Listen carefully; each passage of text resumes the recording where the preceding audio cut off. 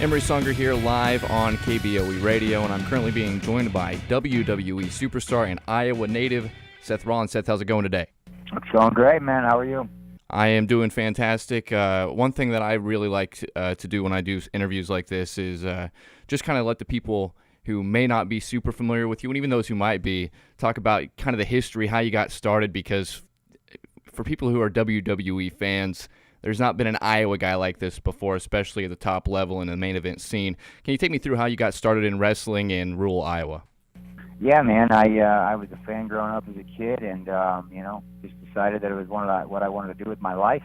At some point in my teenage years, started wrestling around in my backyard with my friends, and eventually we got our hands on a ring and kind of got in there and started trying some stuff out. And I figured out that I really liked the performing aspect of it, and figured I wanted to try to make a career, so I ended up getting trained by a local independent wrestler in Chicago, and then kind of cut my teeth wrestling in VFW halls and back rooms at bars in Iowa, Illinois, Indiana, everywhere in the Midwest, just doing small shows in front of little tiny towns and, circuses and carnivals and just wherever I could get myself in a ring and wrestle in front of people, and just kind of work my way up from there. It took me a good long time to get where I'm at now, but it was well worth it.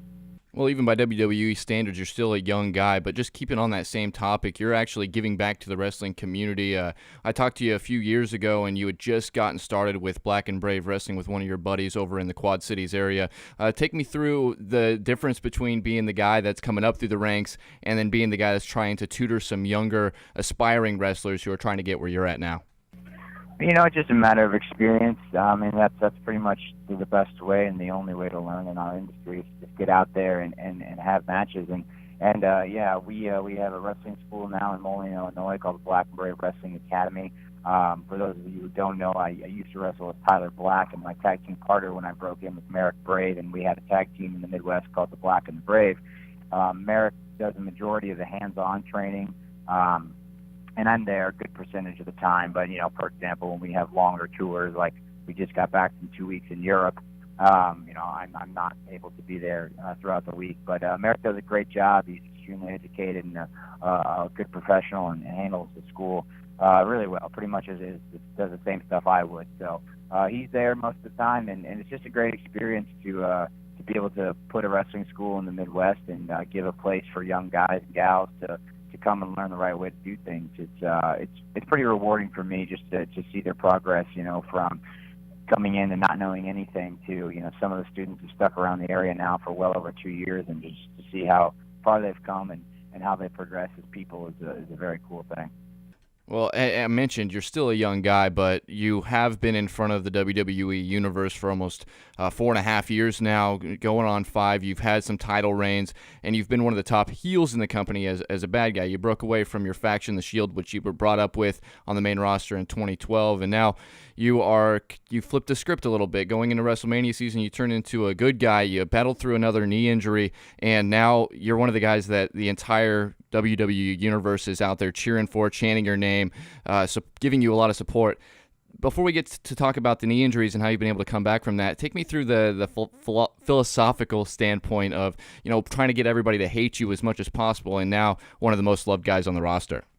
It's just tapping into those parts of your personality. I think it's something you kind of learn over time, how to make people dislike you and how to hopefully make people like you. I actually find it far more difficult to make people think you're cool on a regular basis than it is, especially in today's day and age. It's very easy to make people hate you.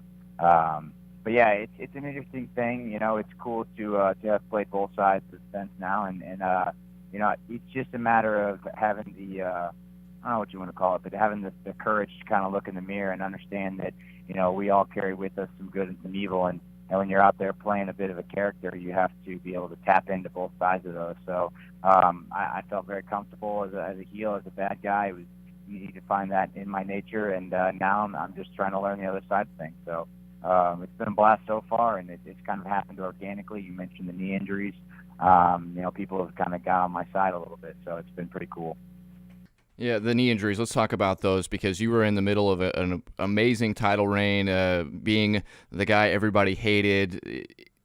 it's a very important spot in the company, especially with the kind of success WWE was seeing when you had the first knee injury.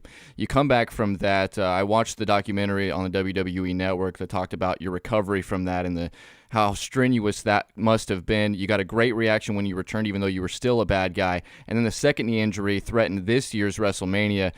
I'm sure there was a lot of panic with you when you found that out, but you were able to come back, have an amazing match on the WrestleMania card. What was it like going through that second knee injury, and especially with the timing of it, and what was it like to actually have a chance to go back out there and wrestle Triple H at WrestleMania? Yeah, it was, the second knee injury was very scary. It physically felt very similar to the first one, and I thought that I was going to be out about the same period of time, which would have put me out 6 months and missing WrestleMania again. So it was quite the relief when I, got the MRI and found out that structurally my knee was pretty okay, aside from a torn MCL, which is a substantial injury, but something I was able to rehab through in 5 weeks and get cleared to come back in time to face Triple H at WrestleMania, which was, something that had been a couple of years in the works. So it was very fulfilling for me to kind of get that opportunity to get back out in front of 70,000, 80,000 people in Orlando, Florida, which is basically, that's our Super Bowl. That's what we work for every single year, to be on that card and to have a prime spot against one of the greatest of all time.